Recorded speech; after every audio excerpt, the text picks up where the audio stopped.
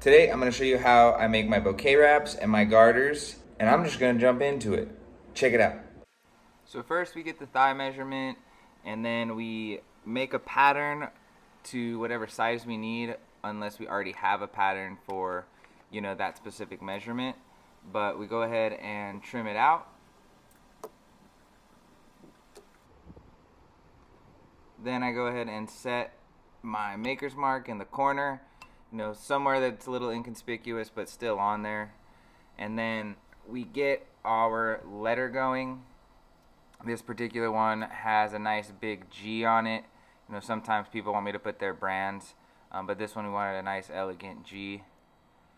And we trace it out onto the piece of leather itself.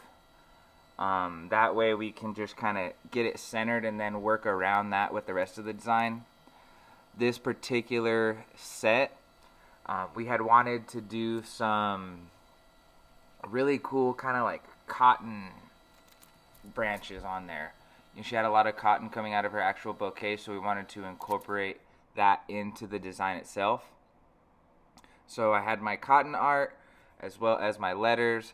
We laid those in there, and then we filled in the rest of the space with floral, everything kind of going away from that main highlight point, so it really pops out.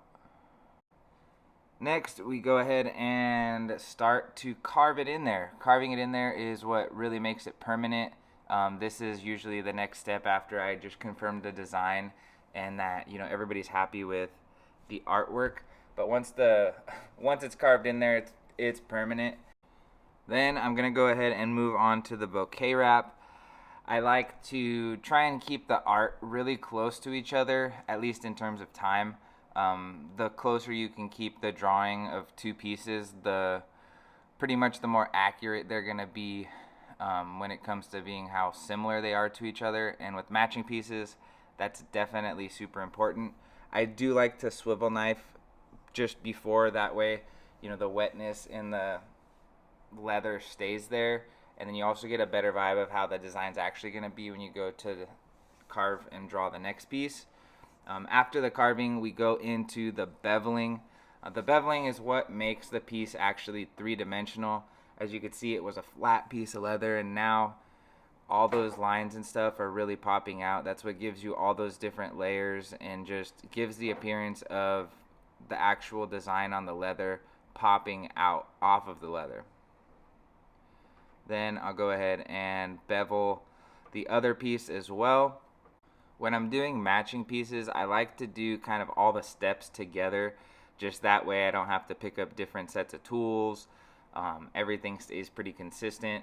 And for me, it just seems like one large project rather than two projects that just look similar. Then after the beveling, we go on to some texturing with the scallop tool as well as the pear shader. Some people also call this tool the thumbprint tool. I like to call it the pear shader just because I think it's a little bit more of a actual shader. And then after that, we go into doing the background, which you'll notice here that once you do the background, that's when, the tooling really pops off the leather, because it actually gives us a background and a negative space, so everything on the foreground really pops out. And then after I do the backgrounding, I go into decorative cuts, which I do all my decorative cuts flowing in the same direction of everything that's going on. Just that helps accentuate all the angles and the flow of it all. Then we move into paint and dye and stain, or adding any extra color highlights. As you can see, I'm painting in, the actual wood part of the cotton branches. And we also wanted to incorporate a little bit of green. As you can see, it's not like a super overbearing green. We wanted it to remain pretty subtle throughout the whole piece. And then we also wanted to do a nice big bold white initial on there. So we painted the G white.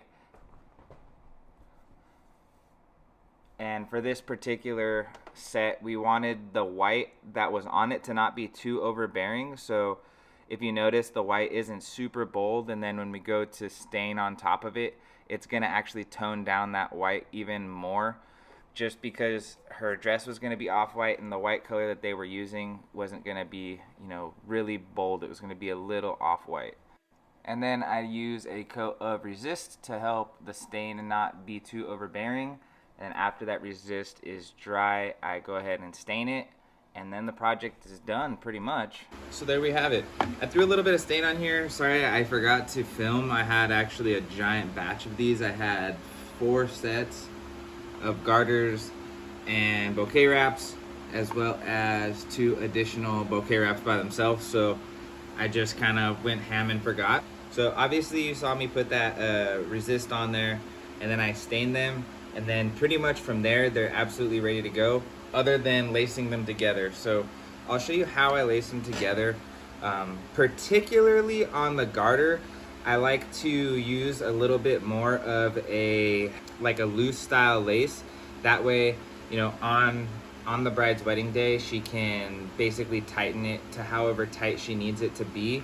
I do take the thigh measurement, and I give my customers like instructions how to get that measurement. So I make it as accurate as possible, and then I actually make it a little bit smaller. That way there's this space in the back that basically it's that room for error and lets you cinch down on the leg. Also, like, a huge thing is there's a lot of brides who they'll order these and their wedding won't be until, you know, another 6 months or 4 months or something like that, and they're working on losing like a little bit of weight.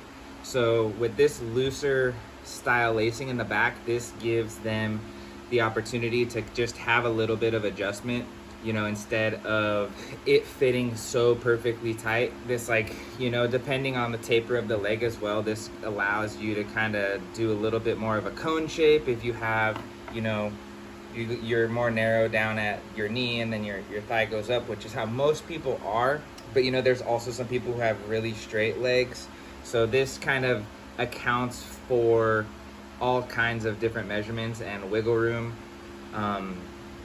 when it comes to your thigh.